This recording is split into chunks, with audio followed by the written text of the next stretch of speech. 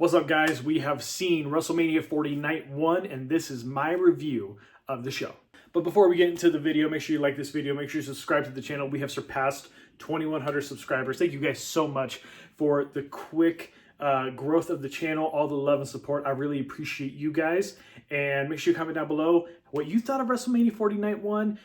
If you're seeing this after WrestleMania 40 Night 2, let me know what you think of WrestleMania 40 Night 2. We will have a review video of that as well.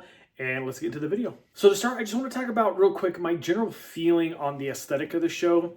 WrestleMania 39 was so well constructed in terms of like the set, the stage, the ramp, the presentation. I felt like all of those elements of WrestleMania 40 weren't quite to the same standard. The stage, while cool, especially with like the way that they did the LEDs on the stage and the XL and all that kind of stuff, was fine, but it felt very one-dimensional. There wasn't a whole lot of layers to it and didn't feel as epic and grand in scale as something like WrestleMania 39. So I feel like that was a step back. Also, the advertisements during every match, a different advertisement for every match, did feel like it kind of took away a little bit. I didn't hate the Prime logo as much as I thought it would because it was just more of that black lining, and so it kind of got washed into the mat. Obviously it was still visible, but didn't detract as much as if they had left the colorization on the inside of the bottle. So loved that, even though I prefer that they didn't have the Prime bottle on there at all. But the advertisements just kind of left a bad taste in my mouth. It kind of reminded me of the Cinnamon Toast Crunch advertisement for Rey Mysterio last year, and I even started really noticing it during the Rey Mysterio tag team match, which we'll talk about soon. But overall, the aesthetic felt like it kind of took a step back. Now, talking about how they opened the show with Triple H coming out after the national anthem and welcoming us to WrestleMania, I loved that. To hear those first chords of his theme song play at a big arena like that just was epic, gave me some chills. I miss his theme song, so it was really nice to hear that kind of live. And I thought Triple H, he's done a great job getting us to this point, kind of the post-McMahon era. And I think that whatever we're moving into past WrestleMania, I trust him explicitly. I'm not worried about a down period. We always have these post-WrestleMania blues. I think he's going to continue to tell a really good narrative. It's going to be forward driving at all times, carry that momentum out of WrestleMania. But let's get into the actual matches. So, of course, we kicked off WrestleMania 40 Night 1 with Rhea Ripley defending her WWE Women's World Championship against Becky Lynch, who won the Elimination Chamber to get the opportunity to wrestle her for the belt. And it was a really good match to kick off WrestleMania. I probably would have preferred the ladder match, but if you're going to put a singles match out there, I think this was the right one to do. There was a lot of intensity. Entrances were great. I thought that the whole, with Becky releasing her book and taking some pieces of that book, some little excerpts, kind of highlighting that with the Becky Lynch voiceover narration, was really solid. And then, of course, Rhea's theme song being played live on her way down to the ring was really super cool. And she's kind of like, she's saying the lyrics to the crowd as she's coming down. It was kind of scary. But it was really awesome to see the way that WrestleMania kicked off with those kind of larger than life entrances, which I really appreciated. The match had a really, distinct intensity to kick it off. It was very quick. I really loved some of the spots, like the superplex by Becky to Rhea into the armbar, into the disarmer late in the match. That was great. Really clean frog splash from Rhea. I think she always has a really good frog splash, but that one last night was particularly really solid.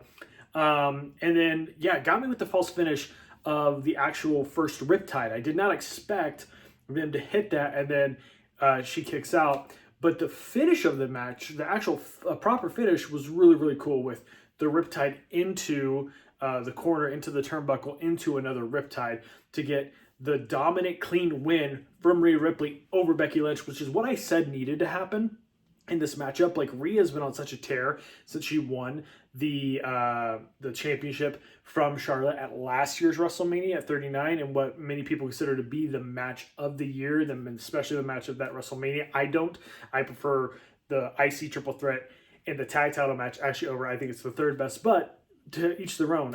In terms of the singles match, sure, absolutely, Charlotte versus Rhea. But this match, she needed to be more dominant. And I think it's just because she's on a roll, and I think the story is building up to who is actually going to dethrone her, which I think is Liv Morgan, and I hope it's Liv Morgan, and so it kind of tells a better story of Liv being the one to defeat this unstoppable monster. So that's very exciting.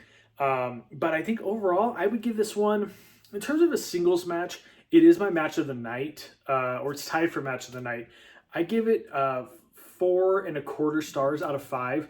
I think the one issue you run into with making it more dominant is that there's less overall storytelling throughout the match. It didn't last as long as if it had been more of a back and forth affair. Rhea really did dominate a lot of this match, which was good. She needed to.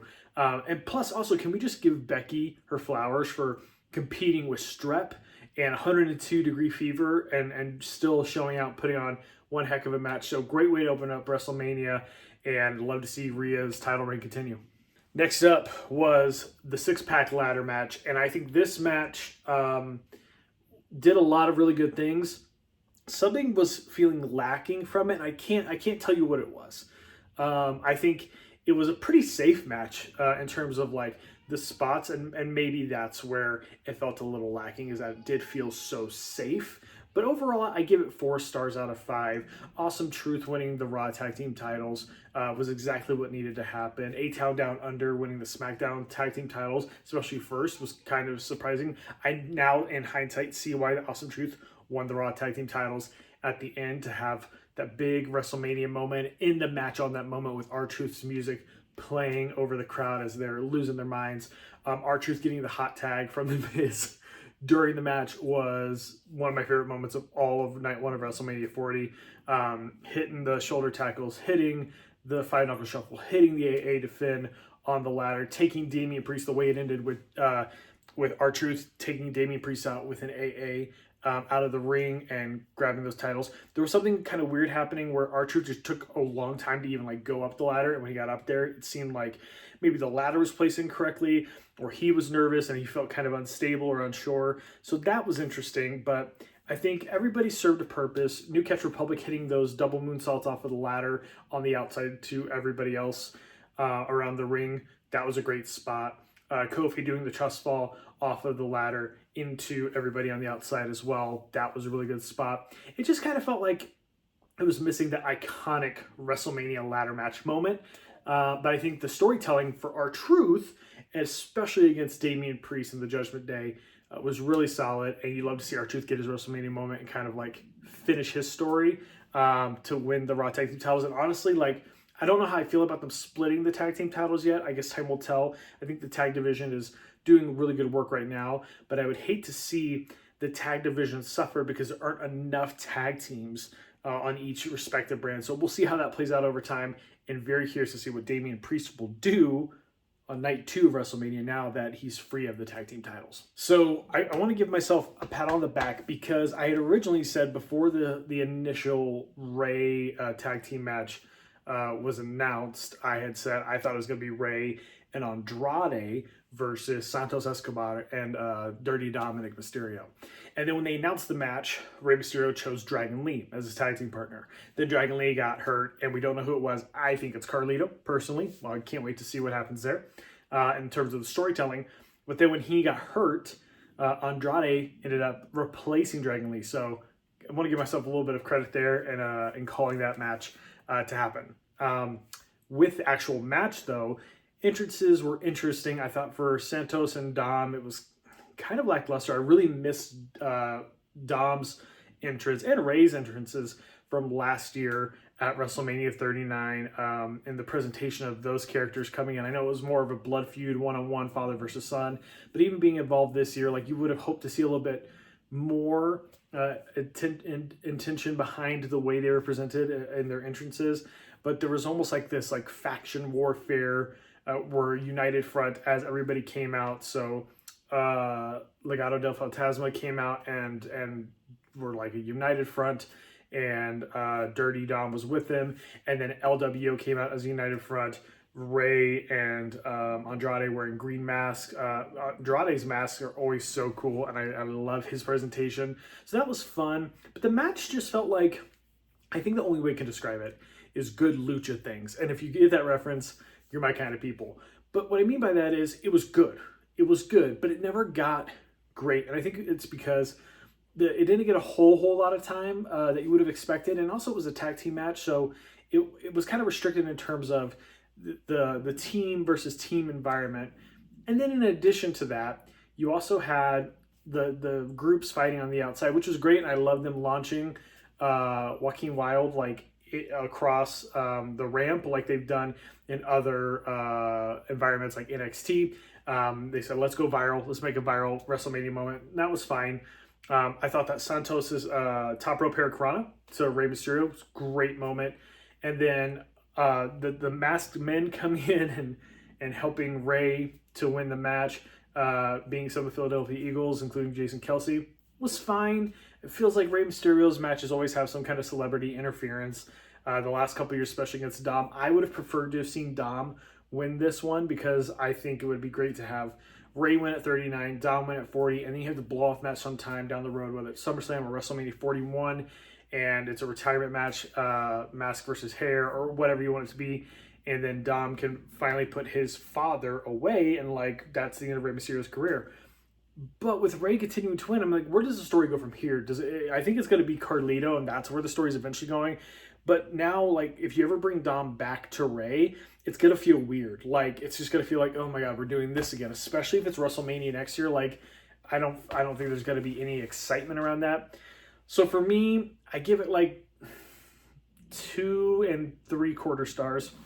It's a good match. They do a really good job with the actual wrestling element, and there were some good like storyline beats in it. When Rey took his belt off to spank Dom, that was great, but it was lacking a lot of what made last year's match so good between Rey and Dom, and it felt kind of rushed. Even though they did some great things with moves and moments in the match, it was just lacking overall. So 2 3/4 stars for me. Now we got to talk about Jay versus Jimmy, brother versus brother, twin versus twin, Uso versus Uso.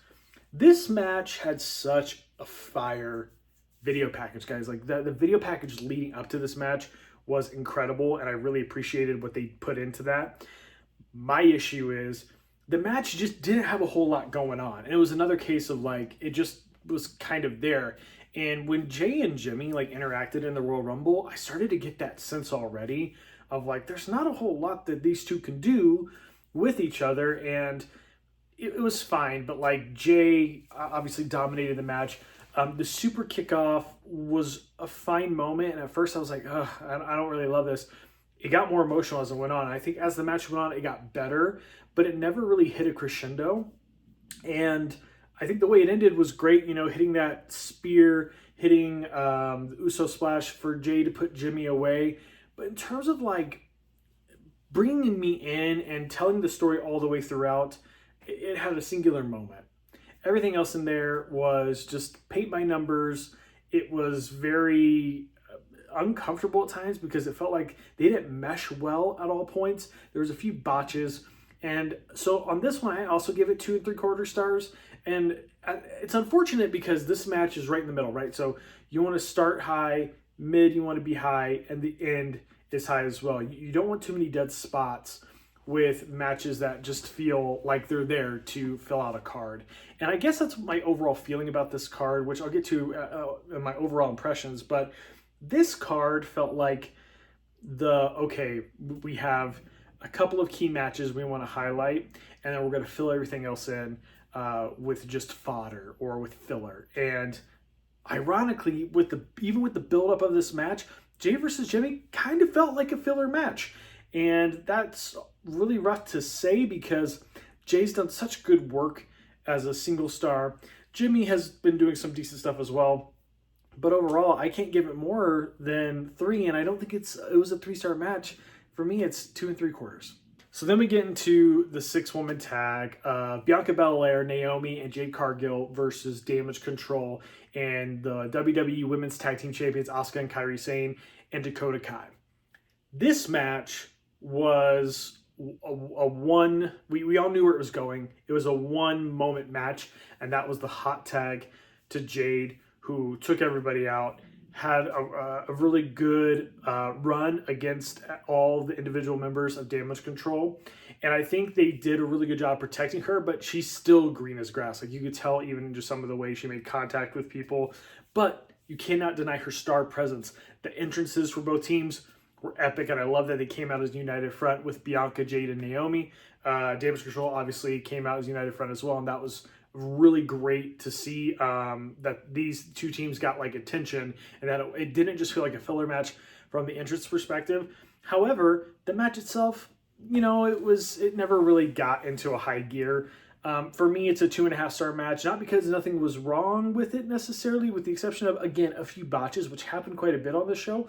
But I think it had more to do with just that we all knew where it was going. There was a natural conclusion. That's not a bad thing, but it never gets a chance to stand out as this really interesting moment in time or interesting match. I think the most key cool thing in the whole match was when Asuka goes to spray mist, hits Kairi in the face, and then Naomi takes out Kairi Sane, and then Bianca, and I'm not a big Bianca fan, but when Bianca grabbed her ponytail and whipped Asuka, dude, it shook me a little bit because it was so loud and it sounded so painful. Hit her with the KOD. Jade hits Jaded on Dakota Kai for the win. Right call. Great start for Jade Cargill. 2.5 stars, and I think it did exactly what WWE set out for it to do. Sami Zayn versus Gunther. This is my other match of the night alongside Rhea and Becky Lynch. I have it at 4.25 stars out of 5. And here's what I will say. I've been predicting forever that Gunther was going to beat Sami Zayn. He should beat Sami Zayn. I made a whole video about why Sami Zayn was the wrong choice. I will admit right now I was wrong. Watching everything leading up to Sami coming through that curtain, interacting with his wife and kid, and then watching Chad, you know, say, hey, I'm not going out there with you. It was you all along. You just needed to believe in yourself. But remember what I did for you. That was a great moment. And then KO's there waiting for him right before Gorilla and gives him that hug. And the whole crowd pops. Dude, when Sami came through, I was like, I've never wanted to be wrong about a prediction so much in my life, and I'm glad that I was. I thought the match was interesting because Sami really did just play the fighting underdog character so well. And I really liked what was happening in terms of he keeps getting hit with power bombs and lariats and splashes, and he's still fighting and scraping and scratching. And I really loved Khadijah, his wife, being on the outside, and Gunther being kind of distracted. And I love that, like, Sami didn't just necessarily just win because he was better, but Gunther, his own ego got in the way, and that's really what cost him at the end, because he could have pinned Sami after the first or second splash, probably would have won. Went up for the third one, he's jaw-jacking off to Sami's wife, and Sami took advantage of that, hit the haluva kick, hit the brain buster. If you know El Generico, Sami's mentor, who sadly is no longer wrestling, hitting that in homage to his mentor, El Generico. I thought that was a great moment. And then the back-to-back haluva kicks with the second one just landing flush with Gunther's face. Like, he didn't go past it. He just, bam, hit him. That was so good. And when Sami finally won, I was like, yes, this is great.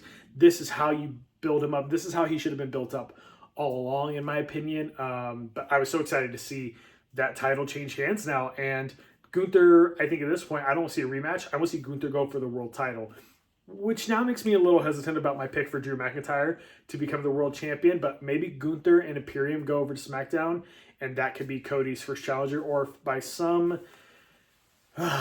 miracle that is whatever the opposite word for a miracle is. If something goes really sideways tonight and Roman somehow retains, maybe it could be Bloodline versus Imperium. I think that would be a great shot as well. But either way, this match had the right call. I think the only downside is Gunther's reign ended at 666 days is what I've seen. That's a bad omen, so hopefully that's not true. But this match was great, 4.25 star. But was the main event as good as this heartfelt, story-driven match? Well, no. It was good. This tag team match, though, was so focused on the pomp and circumstance of WrestleMania. And this is one of those cases where the crowd could have probably made it a little bit better. The crowd seemed really dead for most of WrestleMania. They were engaged, and I thought entrances were fine. Cody and Seth didn't really have grand over the top entrances. The Rock's entrance was great. I thought he had one of the best entrances of the night. Like his entrance kind of stole the show of this match. And then obviously Roman came out very low key, but I think it would be really cool to see what happens with his entrance tonight in the main event against Cody Rhodes for the title. I've been saying since my final predictions that The Rock would pin Cody, that The Rock and Roman needed to win because Cody needs the most adversity possible to bring out his Avengers, to bring out his backup to slay the bloodline. And what I don't like about this match is that it took so long to get to the part of the match where you feel like it's going at a good pace and good momentum. The first 15 minutes was, we're standing there, we're looking at each other. It gave Rock Hogan vibes of just soaking in the crowd and the atmosphere, but it wasn't the same kind of crowd and atmosphere as Toronto at WrestleMania 18. This felt just a little more dead. Still engaging a little bit, but just not to the same point that I think a WrestleMania 18 did for Rock and Hogan. But then the pace and the way they presented it kind of killed it a little bit too. You had a little bit of interaction, a little bit of a lockup, test of strength, maybe a couple moves, okay, tag out, restart the process. Okay, we're going to fill each other out, we're going to lock up, test of strength, couple moves, somebody tags out, okay, now restart that process again. And then everybody gets back in, and now they're doing the whole stare down on looking at the crowd. And I don't know, man, like something about it felt weird and off until they got to the crowd, until they got to the outside. And Roman and Cody are fighting off the stage, and the Rock and Seth are fighting in the crowd. And that's where it really started to pick up. 45 minutes, I think, was a little too long. I think they should have ended it earlier. But there's some great false finishes. The stomp into the crossroads on Roman for Rock to pull the ref out at the last second was great. The Rock kind of exercising his power as a board member, TKO, to say to the ref, if you count, I'm going to fire you. That was awesome. I really love the abuse of power in that moment because I think it's going to come back to bite him here on night 2. And then the ending being a callback to last year, I think was the right call. Cody's going for the hat trick of Crossroads. He's getting ready for that third one. And then Rock took that weight belt, smacked him in the back, and spear, rock bottom, people's elbow. 1, 2, 3. Rock wins. Bloodline rules tonight. Night 2 in the main event. Roman Reigns versus Cody Rhodes for the WWE Universal Championship. Yeah, it's 4 stars. When it did pick up, that's when it got really, really solid and really, really consistent and really, really good. And give shout out to The Rock. He took some great bumps. And he really did add something to this match I don't think would have been there otherwise. Like, if you had put other people in place like Solo, just all these things, like, I think The Rock brought a presence. I thought he brought so much to the story. And the one weird thing about all of this is that the crowd was booing Cody and Seth more than they were booing Rock and Roman. They were actually cheering for Rock and Roman a lot. So it'll be interesting to see what the dynamic is tonight. I really hope that because it's Roman versus Cody, that we're going to see Cody get more of those cheers. He is a natural babyface. He is the biggest babyface on the planet right now. Roman he's kind of like this weird, he's not like a full-blown heel, like a Dirty Dom or something, or even The Rock. But I really hope that Roman gets that shine tonight of being the star who's held it down for the last 4 years, because I think Rock's his presence has caused Roman to take a back seat in his own title feud with Cody. And while okay, in terms of what's happened between Cody and The Rock, I think it has devalued Roman in the story a little bit. So hoping tonight Cody finishes the story. That's the prediction I have, is that Cody wins. If you haven't seen my predictions, please go check out this video, which gives you my final predictions for WrestleMania 40, including night 1 and night 2, so you can see how I did on my night 1 predictions. And then make sure you like the video. Make sure you subscribe to the channel if you're not already subscribed. My overall impression of night 1 of WrestleMania 40 is that it is a 7 out of 10.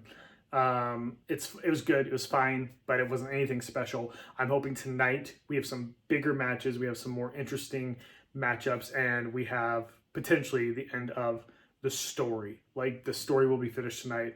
I'm hoping that's the case. I hope we get a classic. Hopefully this is a 45-minute match between Roman and Cody. They had a great match last year. Hopefully we'd see more of that tonight, and we saw some great storytelling last night between Roman and Cody. So really hoping for that match to pop off. I'm really, man, fingers crossed for a five star classic. That would be awesome. But let me know what you think. How do you think tonight's gonna go? Let me know down in the comments. Make sure you like the video. Make sure you subscribe. Appreciate you guys. I will see you very soon.